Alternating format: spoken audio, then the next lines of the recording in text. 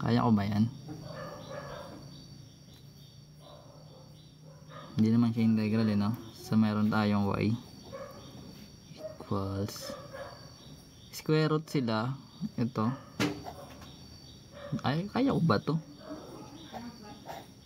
Over 7x minus 9. May aso, ingay.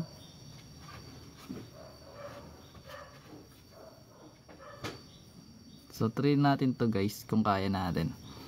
So, derivative siya. So, kunin natin yung u. So, that is square root of 2x plus 5. So, rewrite natin to guys as exponent like 2x plus 5.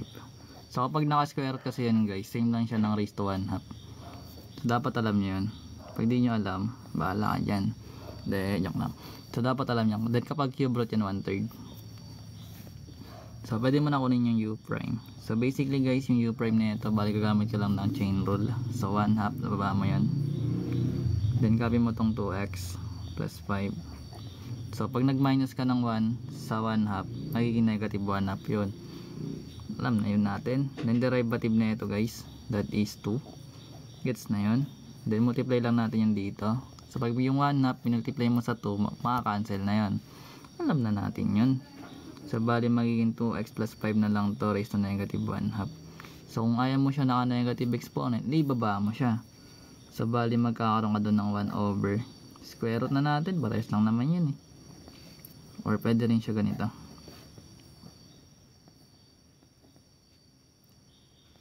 Yan. So, meron tayo nyan. So, punta tayo sa b. So, yung b natin guys, ang hirap. So, yung b natin, that is 7x minus 9. So, yung derivative na ito guys, that is 7. So, punta tayo sa formula ng quotient.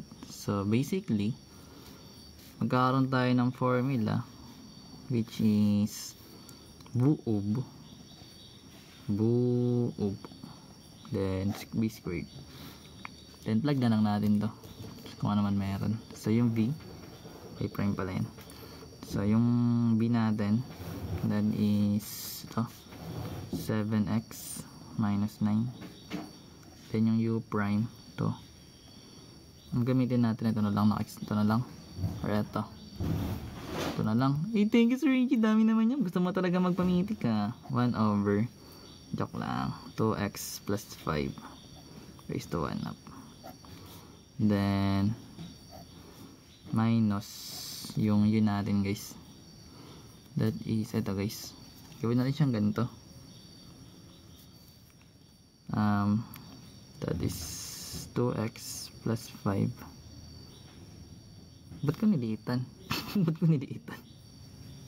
Kalo 2x plus 5 raised to 1/2.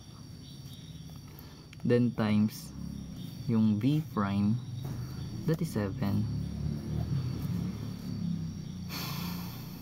So ngayon, simplify. So ito guys, basically, pag tinimes mo sa 1, hindi kakopy mo lang siya. Ito nyo, may rater. Then over, ito na 2x. Ay, yung all over b squared, nakalimutan ko na naman. So yung b squared guys, 7x minus 9 na naka-squared. So meron tayong 7x minus 9 times ito guys. So ayun, mostly nakalimutan ko talaga yun eh. Pero marirealize ko siya habang sinusolve ulit na parang may kulang. So, raised to 1/2. So, ganun siya, no? Then, minus. Ito naman, guys. Pag tinimes mo to dito, guys, hindi mo hindi distribute, ha? I-rate lang natin sila as ganito.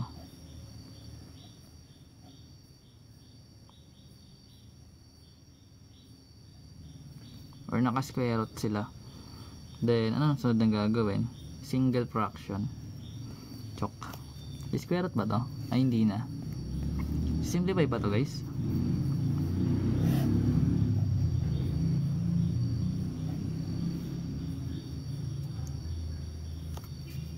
Single fraction. Parang nakakaiyak naman to. Hindi ko na alam. Ano tong ginagawa natin? So, kunin natin LCD na ito. That is 2x plus 5 raised to 1/2. Copy lang natin si 7x minus 9 minus. Pag multiply natin ito ng kalalabasan, Tama. Magiging 7 tapos 2x plus 5.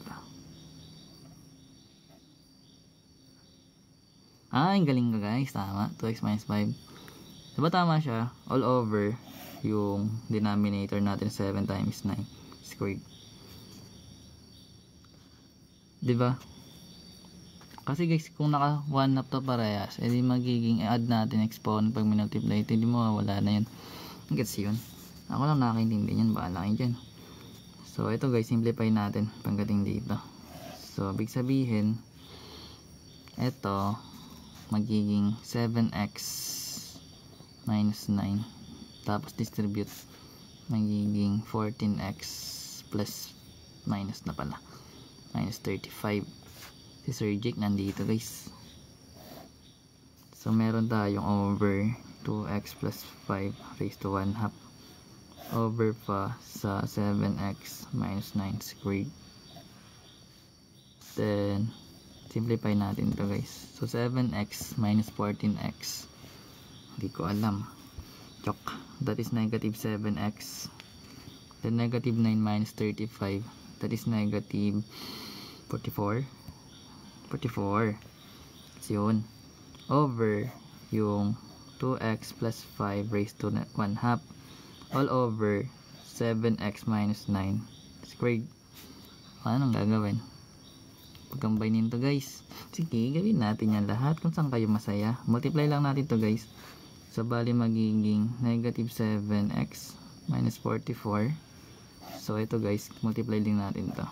So magkakaroon tayo dyan ng 2x plus 5 raised to 1 half times yung 7x minus 9 squared. O, gusto nyo pa? Ayan na, okay na yun. Yoko lang. Mayroon na ako. Gawin mo natin square root kung gusto mo. Siguro dapat nag-times para makancel. Nag-times ng ano.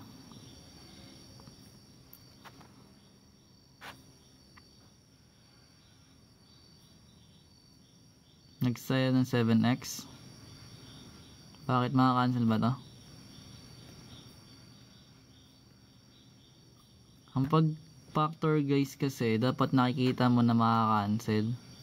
Pag pinactor ba natin ito magiging 7x minus 9. Hindi naman yata eh.